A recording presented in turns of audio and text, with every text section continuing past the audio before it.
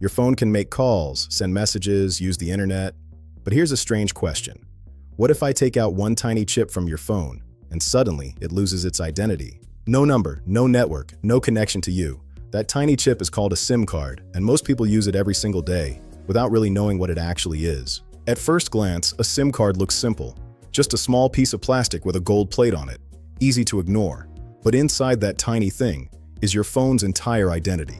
Let's break this down. SIM stands for Subscriber Identity Module. Sounds complicated, but the idea is simple. It's basically your phone's ID card, not the phone's identity, your identity on the network. Think about this. If you take your SIM card out of your phone and put it into another phone, what happens? Your number moves with it, your network access. It all shifts instantly. It's like your digital self just jumped into a new body. That because your SIM card stores a unique number called an IMSI. Don't worry about the name. It just means this. It's a special code that tells the network exactly who you are. When your phone turns on, the SIM card sends this code to your mobile provider. And within seconds, the network recognizes you. Not your phone, not your brand, you. That's why even if you change phones, your number stays the same. Because your identity isn't in the phone, it's in the SIM. But here's where it gets more interesting. Your SIM card isn't just storing information, it's constantly talking. Every time you make a call, send a message, or use mobile data, your SIM is quietly communicating with nearby cell towers. It's like a conversation happening in the background that you never hear. Hey, it's me.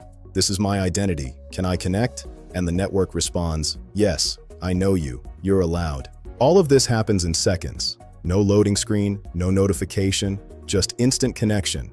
But imagine what would happen without it. Your phone would still turn on. Apps would still open. You could still use Wi-Fi. But the moment you try to call someone, nothing. No signal, no service. Because the network doesn't know who you are anymore. It's like trying to enter a building without an ID card. You're there, but you don't exist in the system. And that's the real role of a SIM card. It proves your identity. But here's something most people don't realize. SIM cards weren't always this small. In fact, the first SIM cards were almost the size of a credit card. Yes, seriously. When mobile phones first started becoming popular, these large SIM cards were used mainly by businesses. Over time, as phones became smaller, SIM cards had to shrink too. First came the mini SIM, then the micro SIM, then the nano SIM, the tiny one most people use today. Each version got smaller. But the core idea stayed exactly the same. Your identity inside a chip. But now, something even more surprising is happening. SIM cards are starting to disappear. No slot, no tiny tray. No little piece of plastic to insert. Instead, everything is going digital. This is where eSIM comes in. The E stands for embedded, which means the SIM is no longer a separate card. It's built directly into your phone.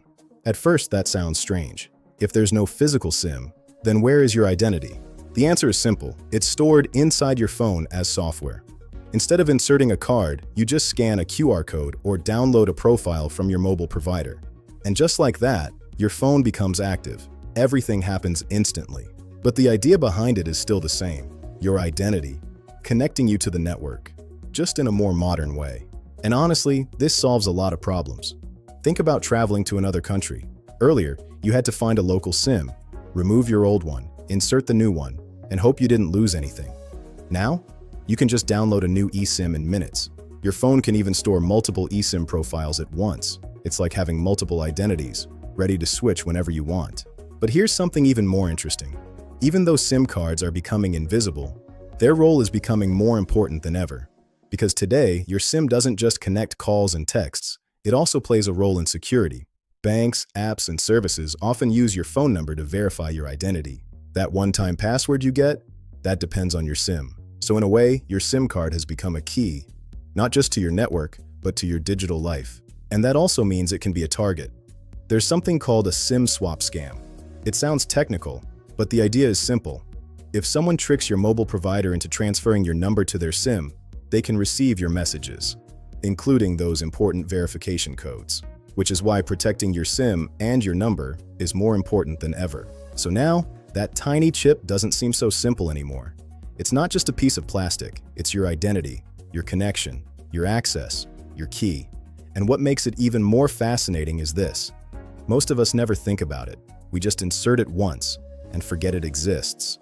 But without it, your phone isn't really your phone. It's just a device. No name, no identity, no connection, just a screen. So the next time you see that tiny SIM card or even use an eSIM.